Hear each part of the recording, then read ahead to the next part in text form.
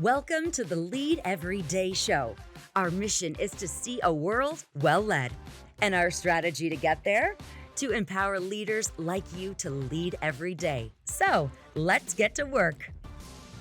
It's a brand new week here on the Lead Every Day show. I'm Randy Gravitt. I'm Mark Miller. And we are in that time of year where people are ready for spring break. A lot of stuff going on right now. People going to the beach. People also going to the theme parks. And if you know me, Mark, I do not like the rides that go round and round. They just cause vertigo. It's like a mess.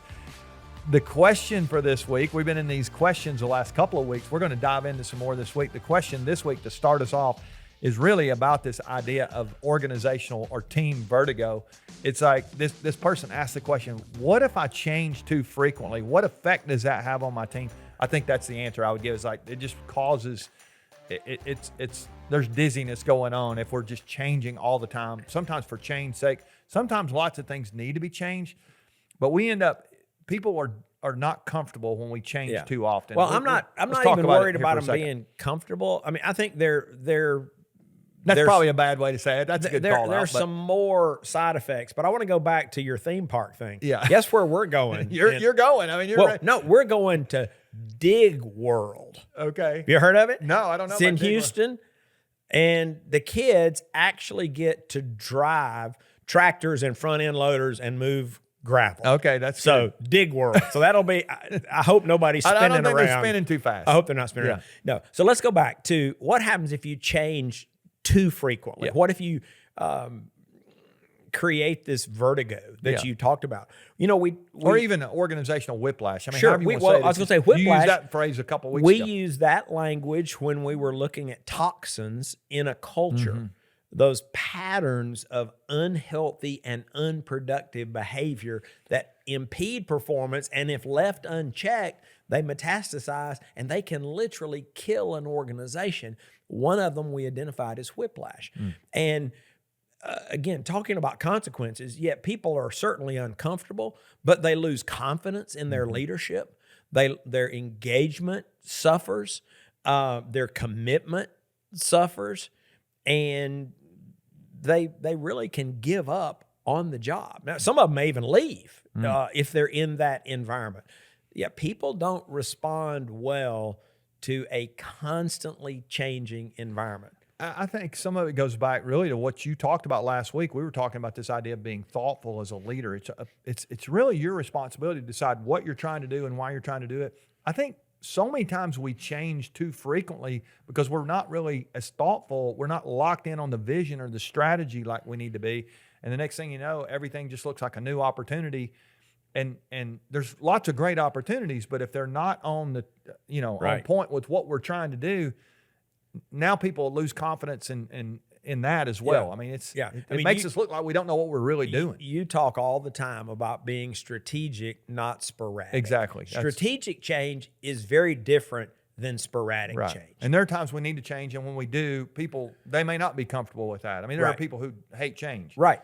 But if it is part of the strategy and what we're really trying to do, and we need to be focused, that's great. I mean, it's good. Now, let's broaden this question a little bit. So for that person who's asking, this question, it is a more challenging time when you think about the world we live in today. There's change is a part of the deal. Change is hard. It's hard.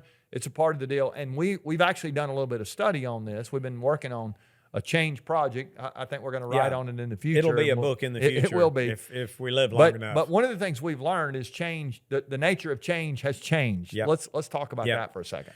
Well, change used to be considered a linear process. Now, we could debate whether it ever was. I was going to say, I'm not sure it ever was, but it was. You're right. The steps have been widely taught for decades. John Cotter, in his book Leading Change, actually gave a blueprint that many organizations found helpful.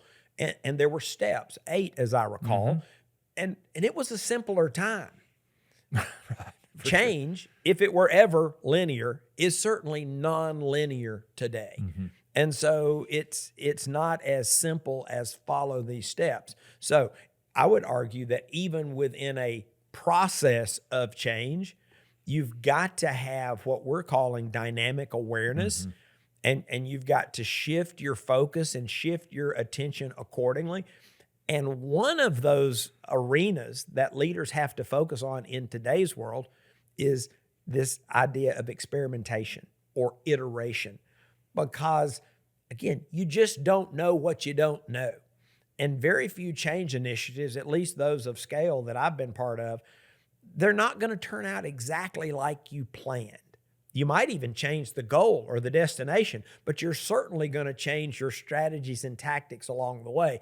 And so, to the question that we began with, that could frustrate some people, but I think they need to understand the why. Mm-hmm. We did a global study. We ended up talking to leaders all over the world about change, organizational change. All over the world. The Penguins, we didn't talk to the Penguins. Let Cotter with his iceberg melting. I think he did that one too. But everywhere in the world. And one of the things we found in the Asian bloc is that they had some best practices that rendered many of their change efforts more effective. Mm-hmm.